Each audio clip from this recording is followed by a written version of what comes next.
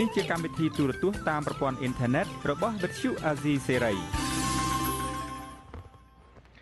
សួស្តីលោកនាងកញ្ញាជាទីមេត្រីមាតិកាព័ត៌មានសម្រាប់ថ្ងៃប្រហ័សទី2ខែមករារួមមានយោធាកងឆ័ត្រយើងលេខ911ប្រើអំពើហិង្សាវាយបង្ក្រាបក្រុមបាតកោនិងព្រះសង្ឃសមាជិកខេត្តព្រះវិហារចាប់ខ្លួនព្រះសង្ឃព្រះនាមបុត្របន្ទិញនិងមន្ត្រីមជ្ឈមណ្ឌលអប់រំច្បាប់សម្រាប់សហគមន៍3នាក់និងព័ត៌មានសំខាន់មួយចំនួនទៀតជាបន្តទៅទៀតនេះខ្ញុំបាទយុនសាមៀនសូមជូនព័ត៌មានពិស្ដាយោធាកងឆ័ត្រយើងលេខ911នៅថ្ងៃប្រហ័សទី2មករាបានវាយបង្ក្រាបនិងចាប់ខ្លួនព្រះសង្ឃនិងកម្មកររោងចក្រកាត់ដេរនៅពេលក្រុមកម្មករកំពុងធ្វើបាតកម្មទាមទារប្រាក់ខែគោលចំនួន$160អ្នកនាំពាក្យកងរាជអាវុធហត្ថលើផ្ទៃប្រទេសលោកខេងទីតូបានឲ្យដឹងថាកងអន្តរាគមន៍ពិសេសឆ័ត្រយើងលេខ911បានចាប់ខ្លួនក្រុមបាតកោ15នាក់ក្នុងនោះមានព្រះសង្ឃ5អង្គកំពុងឃុំនៅបន្ទាយកងឆ័ត្រយើងលេខ911ដើម្បីសួរចម្លើយនិងរៀបចំឯកសារដើម្បីបញ្ជូនទៅតុលាការក្នុងចំណោមអ្នកដែលត្រូវបានចាប់ខ្លួននោះរួមមានប្រធានសេដ្ឋកិច្ចក្រៅប្រព័ន្ធលោកវុនពៅនិងអ្នកសម្របសម្រួលសម្ព័ន្ធសមាគមកសិករកម្ពុជាលោកថេងសាវឿនសមត្ថកិច្ចចោទថាបាតកោទាំងនោះទៅអុកឡុកកម្មកររោងចក្រមួយចំនួននៅខណ្ឌពោធិ៍សែនជ័យកាលពីព្រឹកថ្ងៃទី2មករាដើម្បីឲ្យចូលរួមបាតកម្មមន្ត្រីស៊ើបអង្កេតជាន់ខ្ពស់នៃអង្គការសិទ្ធិមនុស្សលីកាដូលោកអំសំអាតបានសម្ដែងការសោកស្ដាយចំពោះការបង្ក្រាបរបស់កងឆ័ត្រយើងលេខ911ដោយវាយដំប្រើអំពើហិង្សាទៅលើក្រុមបាតកោថាជាការរំលោភសិទ្ធិមនុស្សយ៉ាងធ្ងន់ធ្ងរនៅដើមឆ្នាំ2014នេះខុសពីយោធា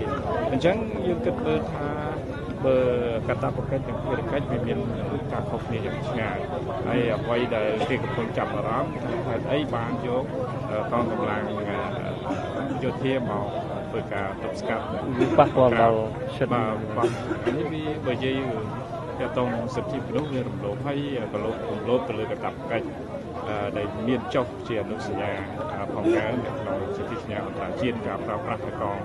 កម្លាំងយោធាយើងបានថាចាប់បានយើងប្រើប្រាស់កងកម្លាំងហ៊ានតែខ្ញុំអត់ដឹងខ្ញុំអត់ដឹងមកក្រាបខ្ញុំអត់ដឹងនេះស្ថាបស្ថាបអត់ជា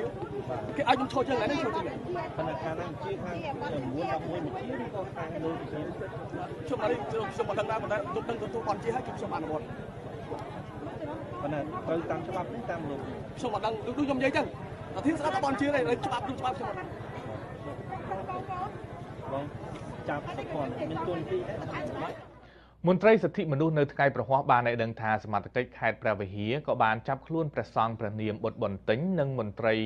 មជ្ឈមណ្ឌលអប់រំច្បាប់សម្រាប់សហគមន៍3នាក់ទៀតអនុប្រធានមន្ត្រីកម្មវិធីផ្នែកសិទ្ធិការងារនៃមជ្ឈមណ្ឌលអប់រំច្បាប់សម្រាប់សហគមន៍លោកហ៊ុយពេជ្រសវណ្ណមានប្រសាសន៍ថាព្រះសង្ឃព្រះនាមបុត្របន្ទិញនិងមន្ត្រីអង្គការមិនមែនរដ្ឋាភិបាល3នាក់នោះត្រូវបានចាប់ខ្លួននៅខេត្តព្រះវិហារដោយមិនដឹងពីមូលហេតុព្រះសង្ឃព្រះនាមបុត្របន្ទិញប្រធានបណ្ដាញសង្គមព្រះសង្ឃឯករាជ្យដើម្បីយុត្តិធម៌ធ្លាប់ចូលរួមដង្ហែក្បួនមហាបាតកម្មដើម្បីសន្តិភាពនិងយុត្តិធម៌សង្គមកន្លងមកតែងចោះជួយតវ៉ាប្រជាពលរដ្ឋនានាដែលរងគ្រោះដោយសារការរំលោភដីធ្លីនិងការបណ្តេញចេញពីលំនៅឋានប៉ូលីសនិង PM មានគ្នា3ឡានបានស្ទាក់ចាប់ខ្លួនព្រះសង្ឃនិងមន្ត្រីសិទ្ធិមនុស្សនៅតាមផ្លូវនៅពេលព្រះអង្គនិមន្តត្រឡប់មកពីមើលដីសហគមន៍មួយកន្លែងតែក្រុមហ៊ុនមួយឈូសឆាយរំលោភយកក្នុងខេត្តព្រះវិហារគណៈបកសង្គ្រោះជាតិបានប្រកាសលុបចោលជំនួបចរចាជាមួយគណៈបកប្រជាជនកម្ពុជាដែលគ្រោងនឹងធ្វើនៅថ្ងៃទី3មករាស្អែកអនុប្រធានគណៈបកសង្គ្រោះជាតិលោកកឹមសុខាមានប្រសាសន៍ថា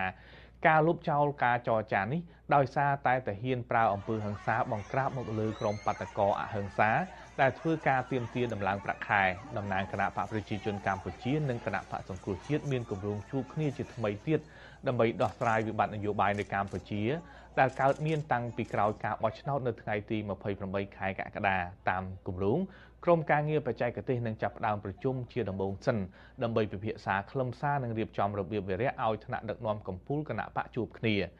សេចក្តីថ្លែងការណ៍គណៈបកសង្គ្រោះជាតិផ្សាយនៅថ្ងៃប្រហ័សចាត់ទុកថាការបង្ក្រាបដោយអំពើហិង្សារបស់សមត្ថកិច្ចក្រោមការដឹកនាំរបស់គណៈបកប្រជាជនកម្ពុជាជាការរំលោភកិច្ចព្រមព្រៀងរវាងគណៈបកសង្គ្រោះជាតិនិងគណៈបកប្រជាជនកម្ពុជាចុះកាលពីខែកញ្ញាឆ្នាំ2013ដែលសន្យាមិនប្រើប្រាស់អំពើហិង្សាលើបាតកោគណៈបកសង្គ្រោះជាតិក៏បានស្នើសុំឲ្យសមាជិកដោះលែងកម្មករនិងព្រះសង្ឃនិងបញ្ឈប់ការប្រើប្រាស់ប្រព័ន្ធតុលាការគៀបសង្កត់មកលើព្រះសង្ឃនិងកម្មករ គ គណៈបកនឹងពិនិត្យលទ្ធភាពលើគម្រោងចរចាឡើងវិញនៅពេលគណៈបកប្រជាជនកម្ពុជាបញ្ឈប់ការប្រើអំពើហិង្សាទៅលើពលរដ្ឋស្លូតត្រង់គណៈបកប្រជាជនកម្ពុជាបានចេញសេចក្តីថ្លែងការណ៍សម្ដែងការសោកស្ដាយដែលគណៈបកសង្គ្រោះជាតិសម្រាប់ផ្អាកការចរចាដើម្បីដោះស្រាយវិបត្តិនយោបាយគណៈបកប្រជាជនកម្ពុជាចាត់ទុកថាការផ្អាកនេះគឺជាអំពើខ្វះសុចន្ទៈពិតប្រាកដរបស់គណៈបកប្រឆាំងដើម្បីស្វែងរកដំណោះស្រាយតាមរយៈការចរចាមេដឹកនាំសហជីពកម្មករធំបានកំណត់ពេល3ថ្ងៃជូនថ្នាក់ដឹកនាំក្រសួងការងារនិងស្ថាប័នពាក់ព័ន្ធជួបចរចាគ្នាជាមួយតំណាងសហជីពកម្មករលើករណីទាមទារដំឡើងប្រាក់ខែគោលកម្មករឲ្យបាន$160ក្នុងមួយខែសហជីពក៏ព្រមានថាបើគ្មានការឆ្លើយតបឬចរចាណាមួយកើតឡើងទេនឹងបន្តដឹកនាំក្រុមកម្មកររោងចក្រកាត់ដេរនិងផលិតស្បែកជើងនៅទូទាំងប្រទេសធ្វើកោតកម្មមិនចូលធ្វើការរហូតដល់មានដំណោះស្រាយសមរម្យមានដឹកនាំសហជីពធំចំនួន9ស្ថាប័នបានបដិសេធមិនទទួលយកសេចក្តីសម្រេចផ្ដល់ប្រាក់ខែគោលឆ្នាំ2014ចំនួន$100ក្នុងមួយខែរបស់ក្រសួងការងារ